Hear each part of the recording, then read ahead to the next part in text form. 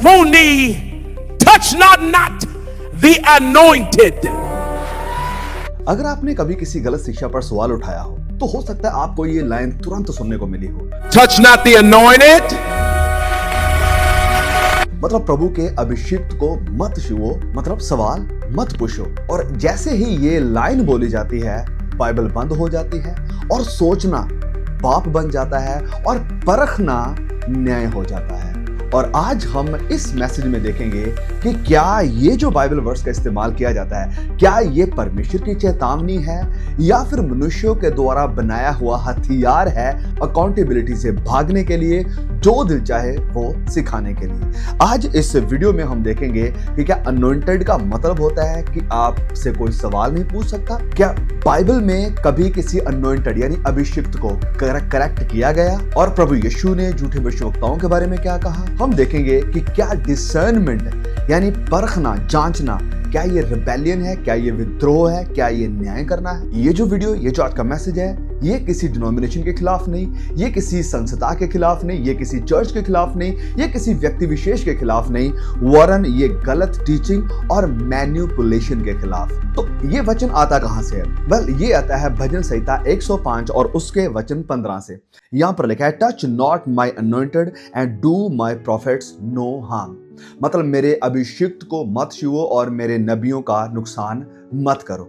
अब ये जो वचन या ये जो आयत जब स्टेज से बोली जाती है, ये बड़ी पावरफुल लगती है, बड़ी कन्विंसिंग लगती है और बहुत सारे लोगों को ये डरा भी देती है, चुप भी करा देती है। तो जैसे कि हम सीखते आ रहे हैं, हमने सबसे जरूरी सवाल पूछना है कि इस आयत का मतलब क्या, इस वचन का कॉन्टेक्स्ट यानी संदर्भ क्या, ये बात किसने कही, किस ग्रुप के बारे में कही, किन लोगों के बारे में कही गई, ये जानना हमारे लिए बड़ा ही जरूरी है, इससे पहले कि हम इस वचन को समझ सकें। कॉन्टेक्स्ट को समझना क्यों जरूरी है, मैं लगातार इस बात पर जोर दे रहा हूं क्योंकि कॉन्टेक्स्ट के बिना बाइबल का आज सबसे बड़ा एब्यूज हो रहा है। गंदे तरीके से बाइबल को एक्सप्लेन किया जा रहा है, बाइबल को एक्सप्लॉइट किया जा रहा है अपने फायदे के लिए, अपने झूठ को फैलाने के लिए और अपने आप को सुरक्षित रखने के लिए। बाइबल की बहुत सारी वचनों को, आयतों को काट कर ट्विस्ट करके लोगों के सामने रखा जाता है और अपना एजेंडा कामयाब किया जाता है। और जब बात करते हैं हम भजन संहिता 105 की, तो ये एक ऐतिहासिक भजन है, एक हिस्टोरिक साम है। इसका मतलब क्या कि ये अब्राहम, इसहाक और याकूब की कहानी बता रहा था। किसकी कहानी बता रहा है ये भजन? अब्राहम, इसहाक और याकूब की। और जिसका सिंपली मतलब है कि ये यहाँ पर बात हो रही थी पूरे इजराइल के घराने की, पूरी यहूदी कौम की, ग्रुप ऑफ पीपल की। तो ये जो वचन है कि अनॉइंटेड या मसा किया हुआ, ये किसी आज के प्रचारक के लिए, आज के किसी प्रॉफिट के लिए, आज के किसी अपोस्टल के लिए नहीं है, बल्कि ये परमेश्वर के उन लोगों के लिए था जिनके साथ परमेश्वर ने वाचा बांधी। यानी ये एक किसी पर्टिकुलर इंसान के लिए नहीं है, ये ग्रुप ऑफ पीपल के लिए, ये एक समूह के लिए परमेश्वर ये बात कह रहे थे, समूह के बारे में, यानी पूरी यहूदी कौम के बारे में ये बात कह रहे थे। क्या क्यों रहे थे, क्या कॉन्टेक्स्ट था? वेल, यहां पर ये जो चेतावनी परमेश्वर दे रहे हैं, ये चेतावनी दी जा रही है जेंटाइल्स को, अन्य जातियों को, अन्य जातियों के जो राजा थे, अन्य जाति जो लोग थे, परमेश्वर उनको चेतावनी दे रहे हैं। और ये किसी चर्च मेंबर को चुप कराने के लिए चेतावनी ना थी और ना है।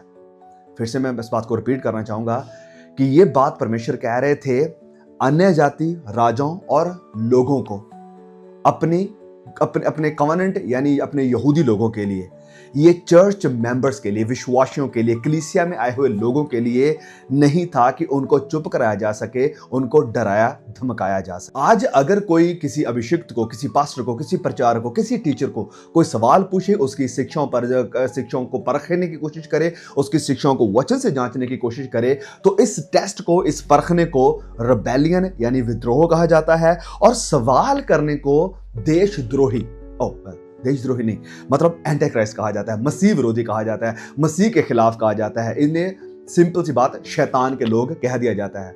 जैसे कई बार होता है ना कि जब आप सरकार से, अपने देश से, लीडर से कोई सवाल करते हैं तो कहा जाता है तुम देशद्रोही हो, तुम ये हो, तुम वो हो। इसी तरह क्रिश्चियन समाज में भी हो रहा है। कि जब आप उनके फेवरेट प्रचारक की शिक्षाओं पर सवाल करते हैं, शिक्षाओं को जब परखने की बात करते हैं, शिक्षाओं को बाइबल से जांचने की कोशिश करते हैं, तो आपको एंटी क्राइस्ट घोषित कर दिया जाता है, मसीह विरोधी घोषित कर दिया जाता है, आपको सदूकी या फरीसी घोषित कर दिया जाएगा। लेकिन जब हम पवित्र बाइबल में आते हैं तो बाइबल के प्रेरितों के किताब में अध्याय 17 वचन 11 में जब हम पढ़ते हैं तो यहाँ पर हमें एक ग्रुप ऑफ लोग, एक कलीसिया देखने को मिलती है जो कि बीरिया की कलीसिया थी। और बीरिया की कलीसिया को प्रेज किया गया, उनकी तारीफ करी गई, उनकी बढ़ाई करी गई। किस बात के लिए? क्योंकि उन्होंने संत पौलुस जैसे अपोस्टल की, संत पौलुस जैसा महान बड़ा प्रभु का दास, उसकी टीचिंग को भी वचन से, स्क्रिप्चर से चेक किया था, टेस्ट किया था, डिसर्न किया था। उसके बाद उन्होंने पौलुस की बातों को माना था कि ठीक है, यू आर राइट, क्योंकि तुम्हारी बातें वचनों के अकॉर्डिंग है। तो यहां पर इस बात को हमें समझना जरूरी है। अगर प्रेरित पौलुस जैसों को सवाल किया जा सकता है, अगर प्रेरित पौलुस जैसों को एग्जामिन किया जा सकता है, अगर प्रेरित पौलुस जैसों को डिसर्न किया जा सकता है, उनको परखा जा सकता है, तो आज कोई भी प्रचारक इससे ऊंचा कब हो गया? आज कोई भी प्रचारक इससे बाहर क्यों भाग रहा है? आज कोई भी प्रचारक इस अकाउंटेबिलिटी से, एग्जामिन से, डिसर्नमेंट से क्यों अपने आप को छिपाना चाहता है, अपने आप को दूर रखना चाहता है? तो आज के प्रचारक इस अकाउंटेबिलिटी से, जांचने से क्यों भागते हैं? क्या वो प्रेरित पौलुस से बड़े हैं? क्या वो किसी अपोस्टल से बड़े थे जो पवित्र बाइबल में देखने को मिलते हैं? जवाब है नहीं। और जब हम पवित्र बाइबल को थोड़ा और गहराई से पढ़ते हैं तो हमें देखने को मिलता है कि पवित्र बाइबल में कोई भी इंसान, चाहे वो कितना भी बड़ा अभिषिक्त या अनॉइंटेड क्यों ना हो, वो कभी भी करेक्शन के ऊपर नहीं था। कोई भी अनॉइंटेड, कोई भी अभिषिक्त, कितना भी बड़ा महान इंसान क्यों ना बन गया हो, वो कभी भी करेक्शन के ऊपर नहीं था। वो चाहे अनॉइंटेड ही क्यों ना हो, मैं कह रहा हूं बार बार, वो चाहे अनॉइंटेड ही क्यों ना हो। हमें पवित्र बाइबल में देखने को मिलता है कि नथान ने आकर डेविड को रिब्यूक किया, दाऊद राजा को। दाऊद राजा मसा किया हुआ था, मसा यानी अनॉइंटेड था, अभिषिक्त था।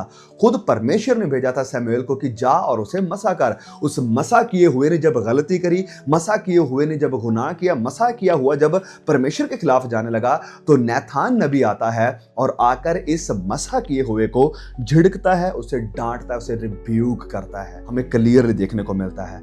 हम जब नए नियम में आते हैं तो नए नियम में हमें देखने को मिलता है कि परमेश्वर का अभिषिक्त दास, बड़ा महान प्रेरित पतरस ने जब गड़बड़ी करी गलातियों अध्याय 2 में, तो हमें क्या देखने को मिलता है कि पौलुस, जो कि उसका जूनियर था, वो आता है और वो आकर पतरस को डांटता है, पतरस को झिड़कता है, उसको करेक्ट करता है कि भाई तुम ये गलत कर रहे हो, ऐसा करना नहीं चाहिए। और पतरस ने नहीं कहा टच नॉट गॉड्स अनॉइंटेड, कि हे परमेश्वर के अभिषिक्त पर तो सवाल क्यों उठाता है, मुझे क्यों कहता है एक और वो कर, मुझे करेक्ट करने की कोई कोशिश कर रहा है। ऐसा नहीं देखने को मिला, उसने स्वीकार किया इस करेक्शन को। फिर हम देखते हैं कि बहुत सारे परमेश्वर के नबियों ने, जो सच्चे खुदा के नबी थे, वो राजाओं को जाकर एक्सपोज करते थे, राजाओं के पाप को एक्सपोज करते थे, राजाओं के झूठ को एक्सपोज करते थे, राजाओं की गलतियों को करेक्ट करने की बात करते थे। नबी परमेश्वर के राजाओं को, राजा वो जो अभिषिक्त किए जाते थे नबियों के द्वारा, याजकों के द्वारा उन्हें अभिषेक किया जाता था, फिर वो राजा बनते थे। और अगर टच नॉट लॉर्ड्स अनॉइंटेड मतलब परमेश्वर के अभिषिक्त को हाथ ना लगाओ, इसका मतलब है करेक्शन को मना करना, तो फिर ये जो सब हमें देखने को मिल रहा है पवित्र बाइबल में, ये कभी भी देखने को ना मिलता। और इस बात को हमें देखने की जरूरत है कि किसी भी प्रभु के दास ने जब उन्हें करेक्ट किया गया, इस वचन का सहारा लेकर बचने की कोशिश नहीं करी, किसी ने भी नहीं। तो ये जो आयत है कैसे बहुत सारे प्रचारकों के लिए, बहुत सारे लोगों के लिए एक हथियार बन जाता है, एक वेपन बन जाता है जिससे वो अपने आप को बचाते हैं। जब कोई प्रचारक, जब कोई प्रभु का दास अपने आप को जो कहता है, जब वो अकाउंटेबिलिटी से भागना चाहता है, जब पैसे पर सवाल को वो बर्दाश्त नहीं कर सकता, जब उसको पैसे पर सवाल किया जाता है, जब उसके लाइफस्टाइल पर क्वेश्चन किया जाता है कि उसकी ऐसी जिंदगी क्यों, तो वो इससे भागता है। जब उसकी शिक्षाओं को जो वो सिखा रहा है, जिससे वो चर्च को भर रहा है, जिससे वो चर्च को खिला रहा है, जब उन पर सवाल किया जाता है, जब उनको परखा जाता है, जब उनको जांचा जाता है, तो वो बौखला जाता है। इससे पता चलता है कि वो प्रभु का दास या अनॉइंटेड या अभिषिक्त नहीं है, क्योंकि जो भी प्रभु का अभिषिक्त होगा, प्रभु का दास होगा, वो कभी भी सच्चाई से, वचन से, परखने से भागेगा नहीं। तो इस कारण फिर वो क्या करता है, वो इस वचन को बोलता है कि प्रभु के अभिषिक्त पर सवाल ना करो, प्रभु के अभिषिक्त को मत छुओ।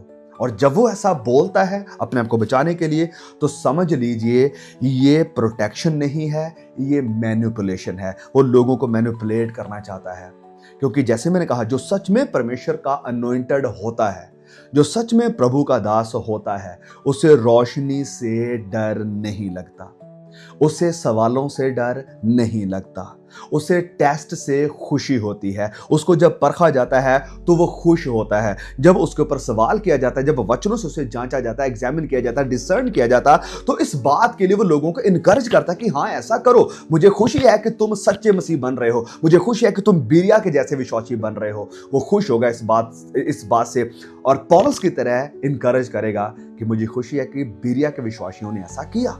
वो खुश होगा इस बात से, भागेगा नहीं, बौखलाएगा नहीं, डरेगा नहीं, या लोगों को डरा कर रखने की कोशिश नहीं करेगा। प्रभु यीशु का स्टैंडर्ड हमें क्या देखने को मिलता है?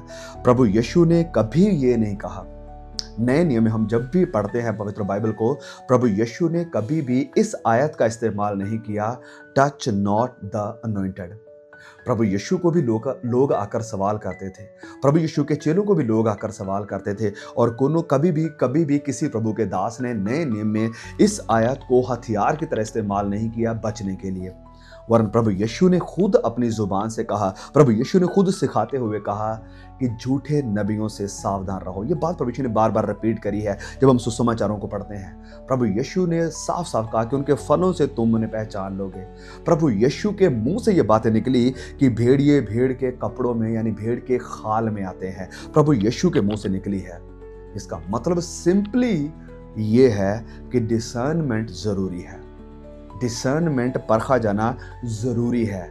ये जो ब्लाइंड लॉयल्टी है, अंधा विश्वास जिसको हम कहा जाता है या अंध भक्ति जिसे कहा जाता है, ये बाइबल का या ये क्रिश्चियनिटी का रूप नहीं है, ये क्रिश्चियनिटी का हिस्सा नहीं है।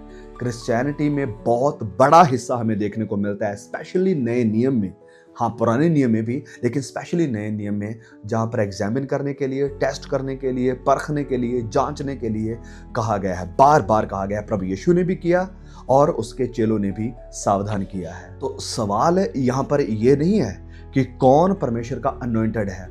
हर कोई जिसने विश्वास करके, अपने गुनाहों से पश्चाताप करके मसीह यीशु को अपना जीवन दिया है, नए सिरे से पैदा हुआ है और पवित्र आत्मा की सामर्थ्य में, पवित्र आत्मा की अगुवाई में चल रहा है, वो प्रभु का अनॉइंटेड है। हर वो इंसान प्रभु का अनॉइंटेड है, मसा किया हुआ है, जो मसीह यीशु में है, जो मसीह यीशु में है।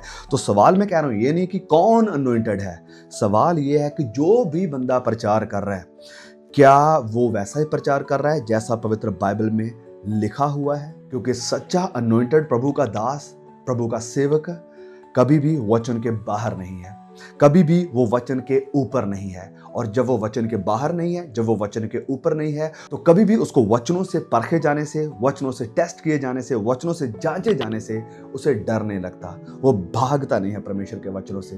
वरन जैसे मैंने कहा, वो खुश होता है, इस बात के लिए वो इनकरेज भी करता है। और जब भी कोई सो कॉल्ड अनॉइंटेड, अपने आप को अभिषिक्त कहने वाला, अनॉइंटेड कहने वाला, परमेश्वर के नाम से, मसीह यीशु के नाम से, बाइबल के नाम से झूठ को बेच रहा है, वो काम कर रहा है चर्च में जो पवित्र बाइबल के खिलाफ है, वो चीजें सिखा रहा है जो पवित्र बाइबल के खिलाफ है, तो उसको एक्सपोज करना, उसकी शिक्षाओं को एग्जामिन करना, ये रिबेलियन नहीं वरन ये रिस्पॉन्सिबिलिटी बन जाता है। और आप मेरे भाई, मेरी बहन, यदि आप सच में परमेश्वर से प्यार करते हैं, परमेश्वर के वचनों से प्यार करते हैं जो उसने दिए हैं, तो आप हर एक बात को बाइबल से जांचेंगे, लोगों को नहीं वरन सच्चाई को फॉलो करेंगे जो कि परमेश्वर का वचन है।